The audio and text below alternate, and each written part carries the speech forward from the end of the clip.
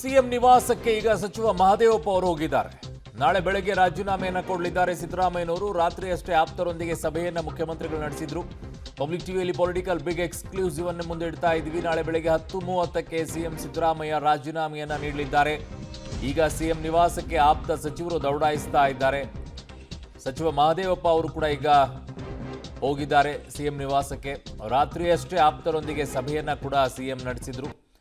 ದೆಹಲಿಯಲ್ಲಿ ಜಾರ್ಜ್ ಅವರ ನಿವಾಸದಲ್ಲಿ ಡಿನ್ನರ್ ಮುಗಿಸ್ಕೊಂಡು ನೇರವಾಗಿ ಬೆಂಗಳೂರಿಗೆ ಬಂದ ನಂತರ ಅವರ ನಿವಾಸದಲ್ಲಿ ರಾತ್ರಿಯೆಲ್ಲ ಅವರ ಆಪ್ತರು ಅಲ್ಲೇ ಇದ್ದರು.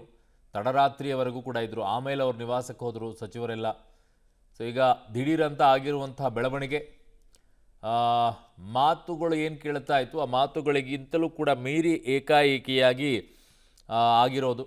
ಕಾರಣ ಇದು ಇಷ್ಟು ಸುಲಭವಾಗಿ ಮುಗಿದು ಬಿಡುತ್ತೆ, ಒಂದೇ ಒಂದು ಮಾತುಕತೆಯಲ್ಲೆಲ್ಲ ಬಗೆಹರಿದು ಬಿಡುತ್ತೆ ಅನ್ನುವಂಥದ್ದು ಅಂದ್ಕೊಂಡಿರಲಿಲ್ಲ. ಆದರೆ ಒಂದೇ ಒಂದು ಮಾತುಕತೆಯಲ್ಲೇ ಎಲ್ಲವೂ ಕೂಡ ಕ್ಲಿಯರ್ ಕಟ್ ಆಗಿ ಹೋಗಿದೆ. ಸೊ ಅದಕ್ಕೆ ಕಾರಣ 3 ವರ್ಷಗಳ ಹಿಂದೆ ನಡೆದಂಥ ಒಪ್ಪಂದ. ಅದರಲ್ಲಿ ಯಾವ ಅನುಮಾನನೂ ಇಲ್ಲ. ಅವತ್ತು ಆ ಒಪ್ಪಂದ ಆಗಿರಲಿಲ್ಲ ಅಂದರೆ ಇವತ್ತು ಅವ್ರನ್ನ ಇಳಿಸೋಕ್ಕೆ ಕಾರಣಗಳೇ ಇರ್ತಾ ಇರಲಿಲ್ಲ, ಅವರು ಇಳಿತಾನೂ ಇರಲಿಲ್ಲ. ಅವತ್ತು ಮಾತು ಕೊಟ್ಟಿದ್ದಕ್ಕೆ ಇವತ್ತು ಆ ಮಾತಿಗೆ ತಕ್ಕಂಗೆ ಅವ್ರು ನಡ್ಕೊಳ್ತಾ ಇದ್ದಾರೆ ಅನ್ನುವಂಥದ್ದು. 3 ವರ್ಷ 2 ವರ್ಷ ಇದು ಫೈನಲ್ ಆಗಿದ್ದು ಅನ್ನೋದು. ಸೊ ಆ ನಿಟ್ಟಿನಲ್ಲಿ ಇವತ್ತು ಕ್ರೂಷಿಯಲ್ ಆಗಿರುತ್ತೆ, ನಾಳೆಯೂ ಕೂಡ ಇರುತ್ತೆ, ನಾಡಿದ್ದು ಇರುತ್ತೆ. ಕಾರಣ ಇವತ್ತು ಏನೆಲ್ಲ ಬೆಳವಣಿಗೆಗಳಾಗುತ್ತೆ ಅನ್ನೋದನ್ನು ನೋಡಬೇಕು ಮುಖ್ಯಮಂತ್ರಿಗಳ ವಿಚಾರದಲ್ಲಿ. ನಾಳೆ ಅಂತೂ ರಾಜೀನಾಮೆಯನ್ನು ಕೊಡ್ತಾರೆ. ನಾಳೆ ಬೆಳಗ್ಗೆಯಿಂದಲೂ ಶುರು ಆಗುತ್ತೆ, ಬ್ರೇಕ್ಫಾಸ್ಟ್ ಮೀಟಿಂಗಿಂದ ಶುರು ಆಗುತ್ತೆ. ಅದಾದ ನಂತರ ಸುದ್ದಿಗೋಷ್ಠಿಯನ್ನು ನಡೆಸ್ತಾರೆ.